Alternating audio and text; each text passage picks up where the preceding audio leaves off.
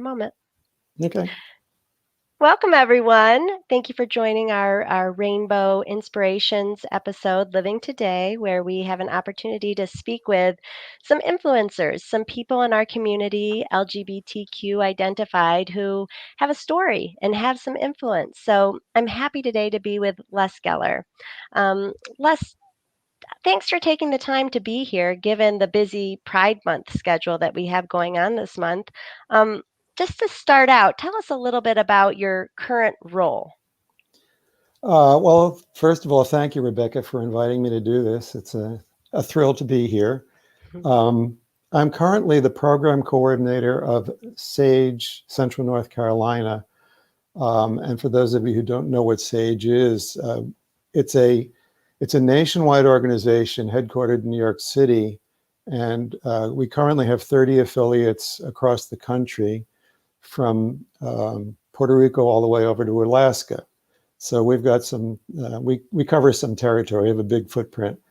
And our mission is to advocate for and provide services to the LGBTQ population age 50 and over, because not unlike the rest of the population, as we age, we sort of become a little bit invisible in the eyes of the world.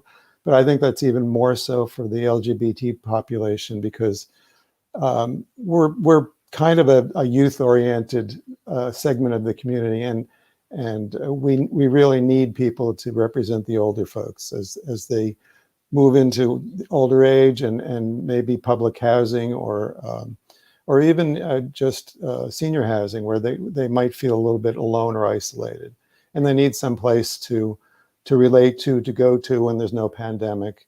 Other than, I mean, bars are not for us anymore. Those days are long gone. So we need some new social outlets for ourselves. Wow, I hadn't really thought about compounding like the youth-oriented culture that we live in general, and that like on top of maybe a more youth-oriented culture within the LGBTQ community. Mm-hmm. So it's even emphasized more, you think, within the community. Yes, it definitely is, and it's also funded better in terms of Wow. um, philanthropy. Is the word I'm trying to get to. There's a lot of money available for LGBTQ youth, but not so much for us seniors. So that's part of our mission, is to find some funds through grants to help us serve our community. Right. Yeah, great point. And really to take the megaphone to the importance of that, the importance of the older adults and advocacy and programs. So I bet you're working hard this month for Pride Month, as the program coordinator. Tell me a little bit about like a day in the life of Les Geller in your role, especially like this month. So, what's coming up, and what is your work and role like as a program coordinator? Well, it's not very glamorous, I could tell you that much. And I do work at home, so I don't. My commute is very short. That's nice. Um, However, he's not right here, but my husband actually works in back of me. He's a real estate broker, so usually you can see the bald spot on the back of his head back there. But I said I need to be alone today. This is a special interview, so you need to go somewhere else. So he did. But anyway, part of the primary, what I feel is my primary responsibility, is not only making sure that programs happen, but trying to figure out what programs would be of interest to the community. Mm-hmm. So we have a planning team of 8 other members, soon to be 12 other members, because we're bringing 4 new people onto the committee this month. So we discuss what we feel would be of interest to the community, what kinds of programs they would be looking to find. And I don't, although a lot of them are educational and, kind of health oriented and not all that entertaining, I like to try and figure out what would also be entertaining for our folks. For instance, we're having a SAGE talent show coming up on the 15th. Oh, fun. where we're going to have people who play the piano and play the violin and the organ and the guitar. There may be some spoken word parts to it as well. So yeah, and we've had dance parties and we've played bingo online. So we try to get, because our social outlets have been so limited because of the pandemic, we've been trying to figure out what would help people stay involved with us rather than just kind of lose touch with them. But of course, there's other important work to be done too. There's work on brain health, and there's work on staying healthy physically when you're all alone at home. So yeah, we like to bring all of that sort of thing to our members. And just from my own personal experience, I know it's challenging. I used to work with a group in the mountain region, and I'm especially happy that we're connecting our dots across the state today to develop programs and outreach for the community. And it was, it's a unique niche, and it's not always easy to find that silver bullet. So that's interesting that you brought together this real mix of programming for June. So in June for Pride Month, everything is still virtual for you? Well, actually, we had our first event May 31st. It was kind of like a kickoff event, and that was our picnic at the North Carolina Museum of Art. And that Cool. was a big in-person event. We had between 80 and 100 people came. So Nice. we were really, of course, the weather was great, and people hadn't seen each other for so long that they were all anxious to get out and just kind of be amongst people. And I suppose probably 99% of them were vaccinated, so that we were able to loosen up our uh, our our restrictions on hugging or just sitting close to each other or talking. Although we did, it's funny, we did ask the people wear masks, but within 5 minutes of getting there, the masks all disappeared. So I'm assuming that everybody was perfectly comfortable because we were all vaccinated. Well, nobody wants to be on mask patrol. So good for No, you for having the event, bringing people together. I got a little, distracted right into Pride Month here in events, but I want to go back and talk about you, because I'm interested to get to know you a little bit less. So your background is in architecture, is that right? that's correct. So what got you interested? What was the spark of that kind of design way of thinking for you? Well, I grew up as a little kid drawing houses. Huh. So somewhere way back in time, I became fascinated with the building and with houses and with design of buildings. And my mother used to say, "Go out and play," and I'd take a piece of paper and a pencil and I'd draw houses outside, Wow. just so she wouldn't nag me anymore about going out. But yeah, so it just seemed natural when it came time to apply for college that I applied to several colleges. I ultimately went to Syracuse University School of Architecture and earned my Wow. Bachelor of Architecture there. And design is a fascinating field, and when it works, it really is. It's very heartwarming to know that it's working, and people are being affected by what you're designing. And it was a very rewarding field until I went through a number of recessions in which architects just were laid off in droves. And one thing I learned was if you are an architect and you're coming into a bad economy, you're the first one to be laid off, and Hmm. coming out of it, you're the last one to be hired. Hmm. So I ultimately decided that the field was not rewarding for me anymore. Mm-hmm. So Mm-hmm. I dropped out of it for a while, and I actually went into retail Huh. and ran a very successful gift shop up in New Jersey. So you owned your own gift shop, I or you did, yeah. managed? Oh, No, wow, I owned it. that's neat. My partner and I both owned it, actually, and we sold it after a number of years, and I sort of retired at that point. And I was only 44. Well, here's a word of advice: don't ever decide to retire at the age of 44. You'll regret it. Because financially, it was not a smart thing to do. But I didn't know at the time what the future would hold. Right? We still don't know what the future will hold. Yeah, So really. you got to grab. Yeah, I've learned that the hard way. Yeah. I think it's really neat that you've had, multiple kind of compartments of careers, which all had influence. I mean, Mhm. influencing people where they live and the style and the structure of their homes, communities, influenced by being a place where people gathered to buy things, in a gift store, a gift shop. And now, was there anything in between owning the gift shop and working with the LGBT Center? Yeah, there was a move from New Jersey to North Carolina. Hmm. There was a split up with my former partner after a long-term relationship. At that point, I found myself sort of at loose ends. And one day, I was reading a local newspaper, and there was a little teeny article. People still read newspapers, by the way. I still do. Um, there was a little teeny article about a group of people who were getting together to discuss the start of an LGBT center in Raleigh. And Oh, I wow. thought, well, I really got nothing else going on at the moment. And I decided that why not go and see what it's all about? But I knew that if I went, it would be with the objective of making sure that senior citizens were represented at whatever happened with this potential LGBT center. Wow.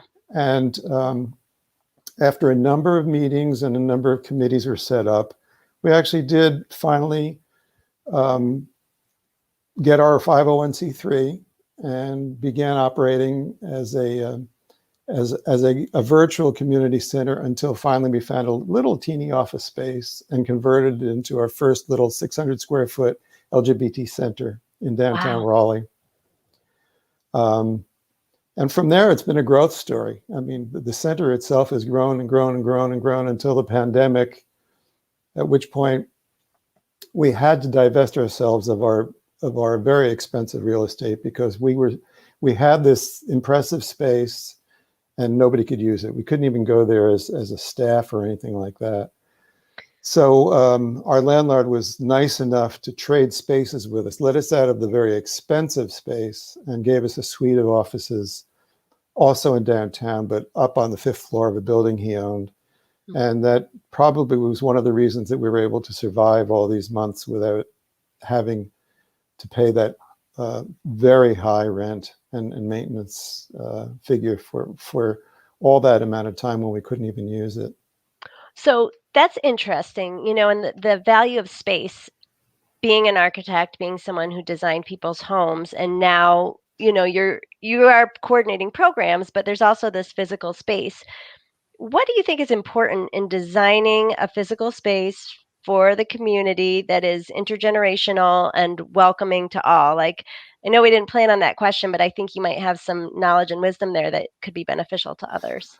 Well, we learned the hard way that parking is one of the paramount requirements to have an easily accessible facility. And um, I'm talking about for seniors in particular, for people with disabilities, for people who just, they're not comfortable getting around and they're not comfortable being in an urban downtown setting.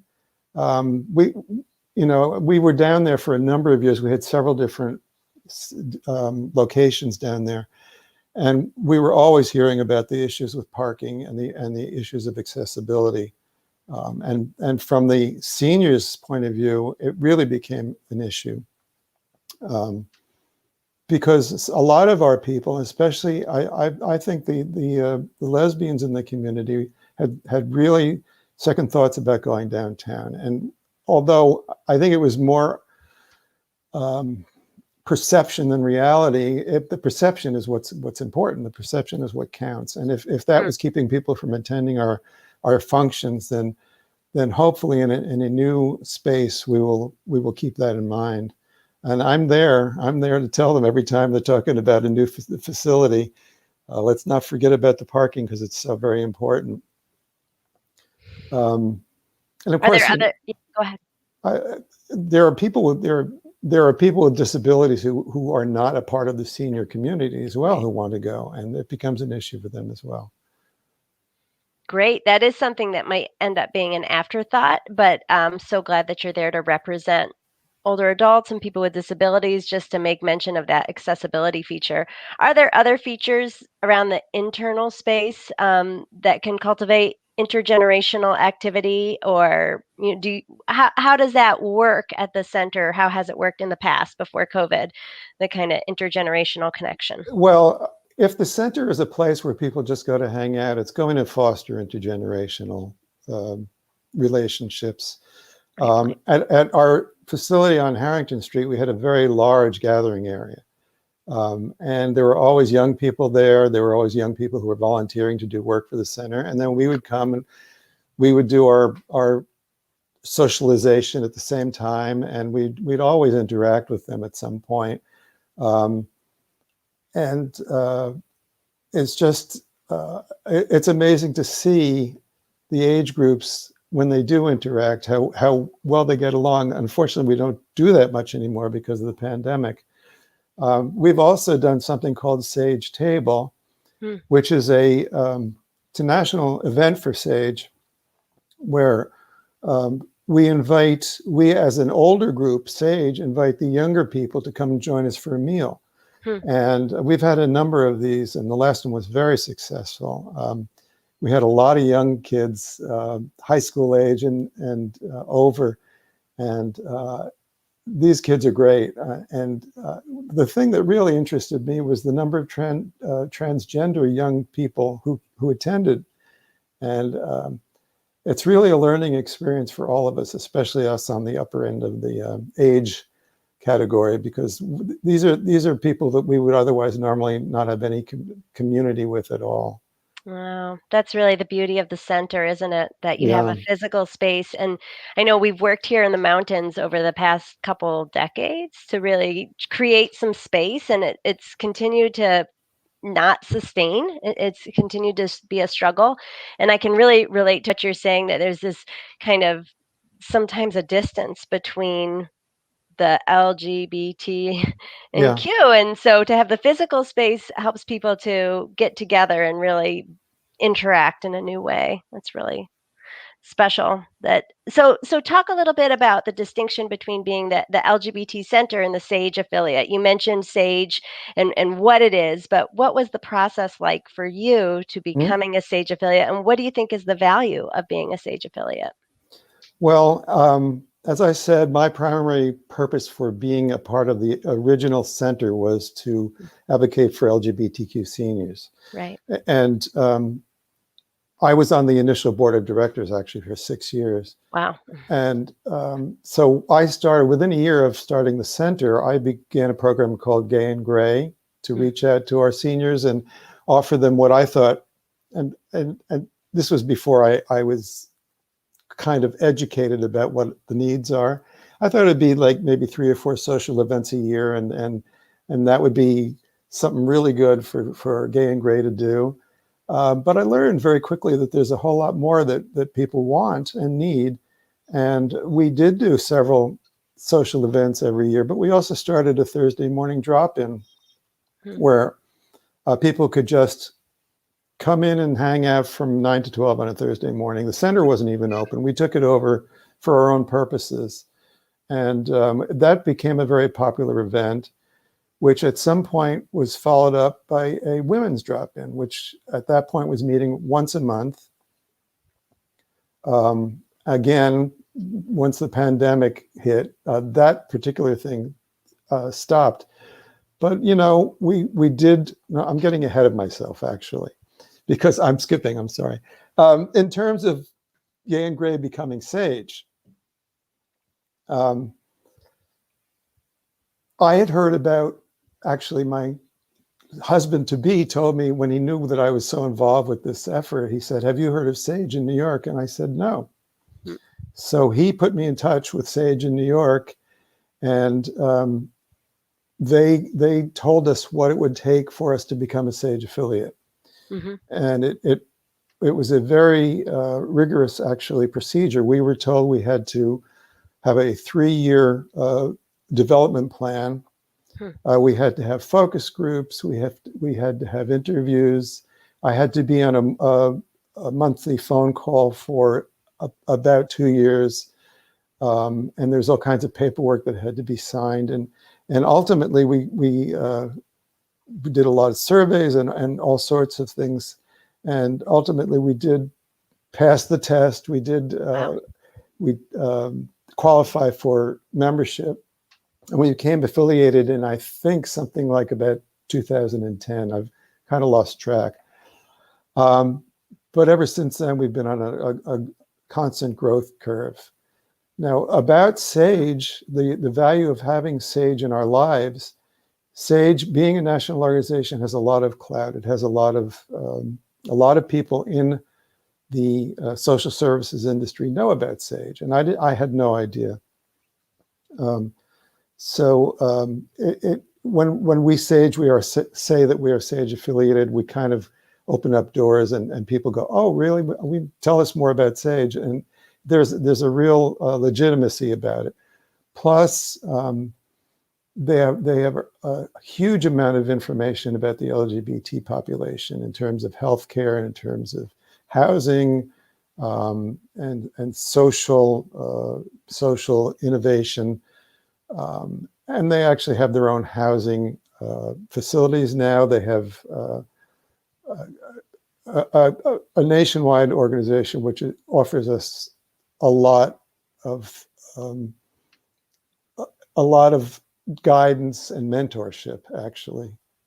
Yeah, so that seems like, and I congratulations, because I know that sage process is hard, and requires dedication. And it sounds like you were able to move from being like the one to hold the value and importance of advocating for age to having sage be the bigger umbrella, Right, kind of, so you can now focus your energy on what's next. And so I'm right. curious, like, with this clout of sage behind you, with all the work that's been done, what is your vision for what's next for the LGBT Center, and for the SAGE? Well, our vision is, I mean, in terms of total vision, is to get total acceptance of the LGBT senior community, integrated with the entire rest of the senior community, and in a Okay. place where we don't have to worry about being bullied, and we don't have to be worried about being um, neglected, or if you're in a world where you kind of lose power, then you're living within say, an affordable housing complex or a senior housing, uh, not affordable, but just plain senior housing. Um, or if you're, whether you're well elderly, whether you need care, um, one thing you don't want to have to worry about is being bullied or mistreated or neglected or proselytized. And we've heard all kinds of stories about all of these situations. So, our vision is to see that goes away. Wow. Our mission is to educate the community, and particularly the healthcare community and the housing community about the specific needs of LGBT seniors, because they're different from the general population. They have a different history and a different way of looking at life, and it needs to be recognized. It needs to be handled in a specific way. And this is, it's a big mission, but it's one that needs to be done. And I guess, if you chip away at it long enough that at some point it'll make a significant change. I just feel so grateful that you're standing there, reminding us all that we all can have a role in the chipping away process Mm. of the how to foster inclusion, and in housing and other settings, especially. So thank you for that. And I hear that in addition to kind of creating programming for within, cultivating community within, you see a good part of your role as being outward and about educating community partners and social services, a less gal that a part of. Do you have a camaraderie around that effort to educate outwardly? We actually have an education committee, and Great. it started with the idea of housing, but it became, we were hearing that other people wanted to have this education brought to their doors as well. So we broadened it to just everybody who is interested in learning more about the senior community. The committee will go out and, well, now it's virtually, of course, and have sessions. We've been to continuing care retirement communities. We've been to housing, the DHIC, which is the Raleigh affordable housing provider. We've done education sessions for them. I say we. I'm not really on the education committee, but I kind of am an ancillary to that. But they know what they're doing, and I let them do what they do best. So yeah, we we're constantly getting inquiries about, can you help us understand what we need to know about the community, which is I'm always, it's heartwarming to know that people are concerned enough to reach out to us, and I'm always happy to have that happen. Well, I'm glad that that happens too. And I'm imagining people watching right now might be interested in how they could get involved or tune into some of that training workshops. I'm going to put the URL there where people can start to find the information that they need to be in touch. Is there anything that people should know if they go to this website, lgbtcenterofraleigh.com, on how to find you and how to find others through the SAGE affiliate? Yeah, there is a button there. The front page has got large graphics, and Sage is one of them. I think they rotate. So when you see the Sage one come along, you can just click on that, or there's another way to do it through I'm not all that literate on technology, but Through there are those, some like, other buttons you can push to get to Sage easily. okay. Yeah. No, that's good. That's good. So people know that this is your starting point, LGBT Center of Raleigh. So I have two more questions. I know this conversation's just flown by, Les, because it's great to hear your inspiration and where you come from. And let's talk about where you are going. You talked a little bit about the mission and vision of the center and kind of what's in the foreseeable future. What about for you personally? You've channeled a lot of energy into this project. What's on the horizon for you? Well, I'll tell you, I mean, I'm sort of going to answer that, but not exactly, because my big focus right now is housing.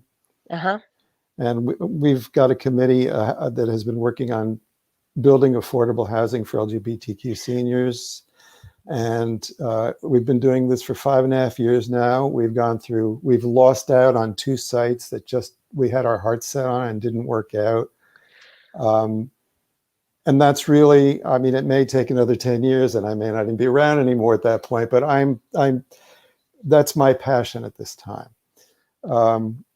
I'm actually 75 years old. I should probably be in some retirement community somewhere, but I'm too busy having fun and being passionate about this cause. And I have, it's what keeps me going.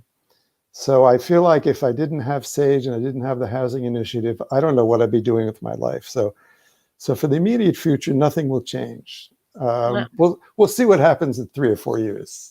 well, sending lots of good energy to that housing related project. That's big and that's Yeah. incredible. And I just can already visualize it coming into being. So I trust the seeds and the work you're doing now are going to grow and flourish in the future.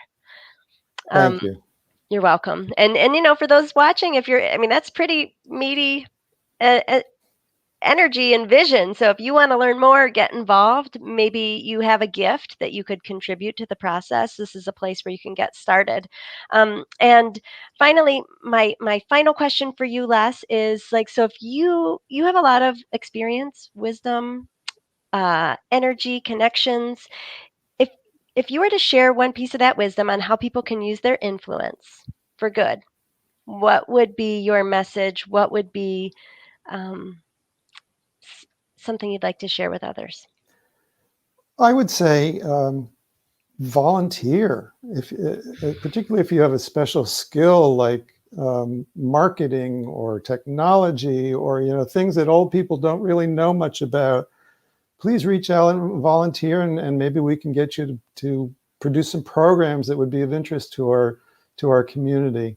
We're constantly looking for that type of thing, something new for our members, something that will they can relate to in the modern world. So yeah, just other than that, I mean, you could always donate money to Sage. I would never say no to that either. But I think volunteering is a wonderful way to go. So just get started. Just volunteer, just share your gift. And I think you are a great reminder of that. Whether you live in the Raleigh area or you live in the Asheville area or you live in the coastal area, the Triad, wherever you are, there's an opportunity for you to take that step and offer your gift to make the world a little bit more inclusive and also learn Absolutely. and grow yourself. It sounds like you've learned and grown quite a bit through all of these ups and downs. Yep. Well, it's just such a pleasure that AARP gets to partner with you and with affiliates of SAGE and the LGBT Center of Raleigh. I know you've got a great lineup of programs coming up in partnership with AARP, so people can find out about those programs at the AARP website. I think on the right side of your page, you'll see upcoming events, which is where you can see a nice list of Pride events.